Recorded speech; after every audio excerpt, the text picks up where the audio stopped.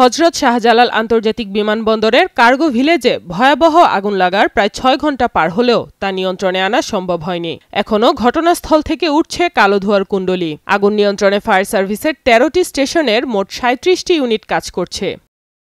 ১৮ October শনিবার দুপুর ২:৩০টার দিকে আগুন লাগার খবর পায় ফায়ার সার্ভিস। প্রথমে ৯টি ইউনিট ঘটনাস্থলে পৌঁছে আগুন নিয়ন্ত্রণে কাজ করে। পরে আরও ইউনিট যোগ হয়ে এখন মোট ৩৭টি ইউনিট কাজ করছে বলেও জানা যায়। পাশাপাশি কাজ করছে সিভিল এভিয়েশন, সেনা, নৌ বিমান বাহিনী ও বিজিবি। শাহজালাল আন্তর্জাতিক বিমানবন্দরে কর্মরত একজন জানান, বিদেশ থেকে জরুরি ভিত্তিতে আগত মালামাল রাখার স্থানে প্রথমে আগুন লাগে, পরে তা বেড়ে যায়। প্রথমে দেখছি অল্প অল্প আগুন, ওই যে কুরিয়ার সাইডে জ্বলতেছে ধোঁয়া, ঠিক আছে। এরপরে খুব কুণ্ডনালী হয়ে ব্যাপক ধোঁয়া করে পুরো আকাশ মেঘাচ্ছন্ন হয়ে যাচ্ছে। এভাবে দেখলাম এখন আর ভিতরে যে কেমিক্যাল গোডাউন সব কোনো কিছু মনে আর অবশিষ্ট নাই। কার্গো ভিলেজটিতে বিভিন্ন দেশ থেকে আমদানি করা পণ্য সংরক্ষণ করে রাখা হতো। আস্তে আস্তে এদিকে কেমিক্যাল গোডাউন আছে, এদিকে গার্মেন্টসের যে প্রোডাক্ট বা ফেব্রিক্স বা বিভিন্ন ধরনের পোশাক আছে যেগুলো স্যাম্পল হিসেবে আসে। আরও মানে খুব জীবন রক্ষাকারী অনেক ঔষধ আছে যেগুলো কোল্ড রুমে থাকে।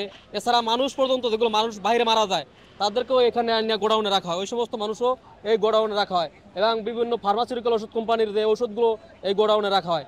এমনকি মনে হয় যে যত ধরনের আমদানি পণ্য হয় সব পণ্যই এই গোডাউনে রাখা হয়, অন্য কোনো গোডাউন নাই যেগুলো ইম্পোর্ট হয়। আগুন দ্রুত নিয়ন্ত্রণে আনতে না পারার জন্য ফায়ার সার্ভিস ও সিভিল এভিয়েশনের কর্মীদের দোষারোপ করছেন বিমানবন্দরে কর্মরত এক ব্যক্তি। ওরা যদি ফার্স্ট টাইমে বিমান এবং সিভিল এভিয়েশন স্টেপ নিত তাহলে আগুনটা এত ছড়ায় না।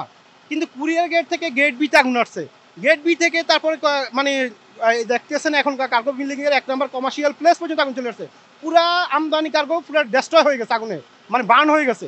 কিন্তু এখানে ফায়ার সার্ভিস এবং সিভিল এভিয়েশন সম্পূর্ণ ব্যর্থ। সিভিল এভিয়েশনে যদি ফার্স্ট টাইমে এখানে একটা স্টেপ নিত আগুনটা তো ছড়ায় না।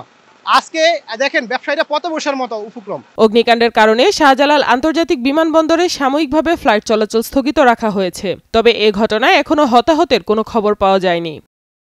সাইমা আক্তার, নয়াদিগন্ত।